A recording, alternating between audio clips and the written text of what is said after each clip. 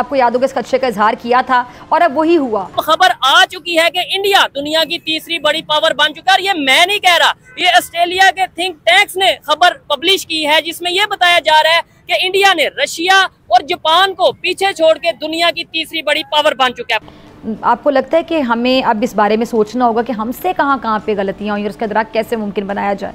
Pakistan is cancer, Pakistan is this, और साथ के जी अब ये कह रहे हैं कि जो मिलिटेंट्स हैं यहाँ वो वहाँ से ट्रेन होके आ रहे हैं। पाकिस्तान का एक अलग आईटी है जिसे इंटरनेशनल टेररिज्म कहा जाता है और इसने पूरी दुनिया में टेररिज्म फैलाया हुआ है। What can we learn from India? Because हम देखते हैं वहाँ पे बड़ी तेजी से यूनिकॉर्न्स आते हैं। I get it's a bigger market. हमारी गलती है, हम आगे नहीं निकल सके, हम उनको अप्रिशिएट क्यों ना करें? ठीक है, हम उनको अप्रिशिएट करेंगे, वो निकले हैं। इससे पहले भी तो हमने 23 प्रोग्राम हम ले चुके हैं, लेकिन उन 23 प्रोग्रामों की अगर बात की जाए तो हम उस तरह कामयाब नहीं हो सके। बहुत सारे लेसन्स इंडिया से ले सकते हैं और उसमें जो प्रॉब्लम्स आज हम इधर सॉल्व कर रहे हैं, उन लोगों ने इन प्रॉब्लम्स को सॉल्व करना आज से 7 से 10 साल पहले शुरू किया था। अब देखें जो 2 बयानात आए हैं अभी, एक उसका आया है अमित शाह का, उसने क्या कहा कि no trade no talks with Pakistan. आगे भी बढ़ो ना, कुछ और भी करो।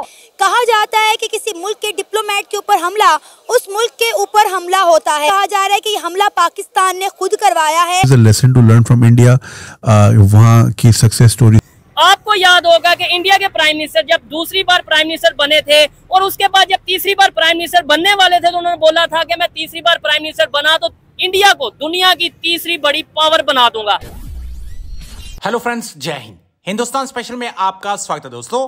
ताइवान से लेकर लद्दाख तक चल रहे तनाव के बीच एशिया में सबसे शक्तिशाली देशों की लिस्ट आ गई है। भारत रूस और जापान को पीछे छोड़ते हुए तीसरा सबसे शक्तिशाली देश बन गया है। भारत से आगे चीन और लिस्ट में सबसे ऊपर अमेरिका का नाम है। ऑस्ट्रेलिया के लोवी इंस्टीट्यूट थिंक टैंक की ओर से जारी किए गए एशिया पावर इंडेक्स में भारत ने अच्छी छलांग लगाई है। इसमें यह कहा गया कि जापान के आर्थिक ताकत में गिरावट की वजह से उसकी ताकत में कमी आई है। जापान अब चौथा सबसे शक्तिशाली और प्रभावशाली देश बन गया है। इस लिस्ट को हर साल इन देशों के संसाधन और प्रभाव को ध्यान में रखकर जारी किया जाता है। इस लिस्ट में ऑस्ट्रेलिया को 5वां और यूक्रेन युद्ध में फंसे रूस को 6वां स्थान मिला है। रिपोर्ट में यह कहा गया कि भारत की एशिया में ताकत बढ़ रही है। ऐसा पहली बार हुआ जब भारत ने ताकत के मामले में तीसरा स्थान हासिल किया है। पर आपने भी अभी तक ना सुनी हो, आपको याद होगा कि इंडिया के प्राइम मिनिस्टर जब दूसरी बार प्राइम मिनिस्टर बने थे और उसके बाद जब तीसरी बार प्राइम मिनिस्टर बनने वाले थे तो उन्होंने बोला था कि मैं तीसरी बार प्राइम मिनिस्टर बना तो इंडिया को दुनिया की तीसरी बड़ी पावर बना दूंगा। और अब खबर आ चुकी है कि इंडिया दुनिया की तीसरी बड़ी पावर बन चुका है। ये मैं नहीं कह रहा, ये ऑस्ट्रेलिया के थिंक टैंक्स ने खबर पब्लिश की है, जिसमें यह बताया जा रहा है कि इंडिया ने रशिया और जापान को पीछे छोड़ के दुनिया की तीसरी बड़ी पावर बन चुका है। पाकिस्तानी पब्लिक से बात करेंगे कि आखिर क्या वजह है। आए दिन हम इंडिया को लेके कोई ना कोई डेवलपमेंट की खबर सुनते हैं, कोई ना कोई अचीवमेंट की खबर सुनते हैं, कोई ना कोई टेक्नोलॉजी की खबर सुनते हैं। इधर से अगर कोई खबर जाती है वो तो सिर्फ एक ही जाती है कि पाकिस्तान में जज्बा बहुत है। आखिर उस जज्बे से हम अपनी इकोनॉमी को क्यों नहीं बेहतर कर पा रहे। अभी ऑस्ट्रेलिया के जो थिंक टैंक्स हैं उन्होंने खबर दी है, उन्होंने खबर पब्लिश की है कि भाई इंडिया दुनिया की तीसरी बड़ी पावर बन गया। क्या कहना चाहेंगे ऐसे पाकिस्तानी ये सुन के? उन्होंने जापान को पीछे छोड़ दिया, रशिया को पीछे छोड़ दिया, तीसरी बड़ी पावर बन गए हैं। इसमें सबसे मेन बात यह है जी कि अगर मुस्लिम उम्मा के अंदर इत्तेफाक और इत्तेहाद कायम हो जाए तो ये इंडिया से भी आगे बढ़ सकते हैं। अगरचे यहाँ पे गुर्बत का आलम है, लोग माशी तंगदस्ती का शिकार है, बेरोजगारी है, लेकिन इसके लिए सब मेन पॉइंट ये है कि आपस में इत्तेफाक और इत्तेहाद के साथ यूनाइटेड हो जाएं तो फिर इंशाल्लाह उनसे आगे बढ़ जाएंगे। ठीक है, तो क्या वजह है कर साहब हम आगे मतलब यूनाइटेड क्यों नहीं हो पा रहे? और इसका दूसरा मतलब ये हुआ कि दुनिया की वो कंट्रीज जो यूनाइटेड होती हैं वो आगे जाती हैं, यही मतलब है। तो इसका मतलब है इंडिया फिर यूनाइटेड है, इंडिया में मुस्लिम हिंदू सिख सब मिल के आगे बढ़ रहे हैं। जी, सब मिल के आगे बढ़ रहे हैं और हमें भी यहाँ पे भी आपस में इत्तेफाक और इत्तेहाद के साथ जब हम मेहनत और कोशिश करेंगे तो पूरी दुनिया के अंदर हमारा मुल्क पाकिस्तान आगे बढ़ेगा। तो हम कोशिश कर क्यों नहीं रहे? वैसे हम कहते हैं हमने मुकाबला करना है हर चीज में, हम कहते हैं इंडिया का। आज इंडिया को हमारे से कोई डर या कोई खौफ या कोई भी, वो अपनी तरक्की की तरफ जा रहे हैं, डेवलपमेंट की तरफ जा रहे हैं। हमारे से उन्हें आपको लगता है कि भाई कोई यहाँ पे मसला ये है कि सियासी एतबार से भी इत्तेफाक व इत्तेहाद नहीं है। अच्छा, और इसके अलावा जो आलमी सतह पे भी है, जो बात करते हैं तो एक अगर मुस्बत बात करते हैं, दूसरे उसके नेगेटिव बात करते हैं। ठीक है, तो इस वजह से इत्तेफाक आपस में करते नहीं। मेन पॉइंट यही है कि आपस में लड़ रहे हैं।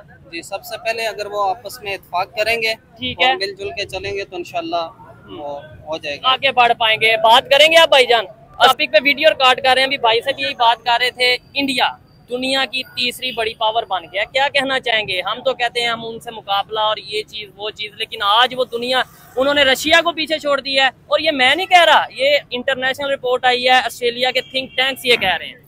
बस ऐसा ही है ना, देखें कि हम उनसे लड़ने के बारे में हाँ, हम बस उनसे लड़ने के बारे में सोचते रहते हैं हर टाइम, आगे बढ़ने के बारे में नहीं सोचते। ठीक है, मतलब ये बड़ी अच्छी बात करें। मैं कहता हूँ मुकाबला तो मैं भी एज ए पाकिस्तानी कहता हूँ इंडिया से होना चाहिए, लेकिन टेक्नोलॉजी में, एजुकेशन में, इकोनॉमी में, इन चीजों में मुकाबला भी हमारा उनके साथ क्यों होना चाहिए? वो अपने मुल्क में, हम अपने मुल्क में हम तरक्की करें, मुकाबला तरक्की में करें। हाँ, उसी में मैं कह रहा हूँ ना, मुकाबला तरक्की में करें, जबकि हम उनसे ऊपर जाएं।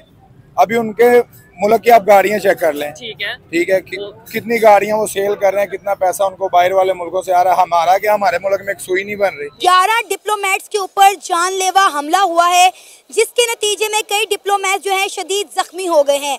कहा जाता है कि किसी मुल्क के डिप्लोमेट के ऊपर हमला उस मुल्क के ऊपर हमला होता है, लिहाजा इंडियन मीडिया की जानिब से कहा जा रहा है कि पाकिस्तान ने 11 मुल्कों के ऊपर एक साथ हमला किया है। इंडियन मीडिया की जानिब से कहा जा रहा है कि ये हमला पाकिस्तान ने खुद करवाया है, ताकि पाकिस्तान पूरी दुनिया को बता सके कि हम जो है दहशतगर्द मुल्क नहीं है, बल्कि पाकिस्तान खुद दहशतगर्दी का शिकार है, पूरी दुनिया से सिंपैथीज गेन कर सके और दहशतगर्दी को ख़त्म करने के नाम पर पैसे बटोर सके। तो आइए वक्त को ज़ाया किए बगैर अपने प्रोग्राम का आगाज़ करते हैं। अस्सलाम वालेकुम। वालेकुम सलाम। वालेकुम सलाम। सर, क्या नाम है आपका? सैयद अली इमरान। जी, मेरा नाम अली है। सर, क्या कहना चाहेंगे? बड़ा अफसोसनाक वाक़या पाकिस्तान में पेश आया है। 11 डिप्लोमेट्स की बस के ऊपर खैबर पख्तूनख्वा में जानलेवा हमला हुआ है, जिसके नतीजे में कई डिप्लोमेट्स शदीद जख्मी हो गए हैं और पूरी दुनिया में इस वक्त पाकिस्तान की बदनामी हो रही है, जग रसाई हो रही है। इवन कि इंडिया की जानिब से ये कहा जा रहा है कि ये हमला खुद पाकिस्तान ने करवाया, क्योंकि पाकिस्तान में अगर कभी भी कहीं भी कोई हमला होता है तो फ़ौरन कोई ना कोई इसका जिम्मा ले लेता है, लेकिन टीटीपी ने कहा है कि हमारा इस हमले से दूर दूर तक कोई ताल्लुक वास्ता नहीं है। पाकिस्तान तो ऐसा काम नहीं कर सकता। पाकिस्तान जो है ना खुद मतलब दहशतगर्दी का शिकार है ऑलरेडी। पहले देख ले, पंजाब में दहशतगर्दी हुई है, KPK में हुई है, बलूचिस्तान में आए दिन होती रहती है। तो ये इंडिया अगर ये ब्लेम कर रहा है पाकिस्तान को, तो ये उसकी मतलब सरासर नाइंसाफ़ी है। क्योंकि सर किसी भी डिप्लोमेट्स का अल्लाह माफ़ करे कोई जानी नुकसान नहीं हुआ, सिर्फ उन्हें जख्म आए हैं, लेकिन कुछ जख्मी ज़्यादा जो है वो शिद्दत इख्तियार कर चुके हुए हैं। लेकिन इंडियन मीडिया की जानिब से कहा जा रहा है कि पाकिस्तान ने ये सब कुछ अटेंशन गेन करने के लिए किया, क्योंकि एक तरफ इंडिया के prime minister Narendra Modi America के विजिट पर हैं, वहाँ उन्हें फुल प्रोटोकॉल मिल रहा है, वो जो बाइडन से मिल रहे हैं, तो पाकिस्तान को अटेंशन नहीं मिल। तो ये हर जगह पे होता है, ज़रूरी है कि पाकिस्तान में ये हर जगह पे होता है। पिछले दिनों में देखें ईरान का जो है, ईरान में कितनी मतलब वो दहशतगर्दी हुई है और मरे हैं, उनके बड़े बड़े सरबराह मरे हैं।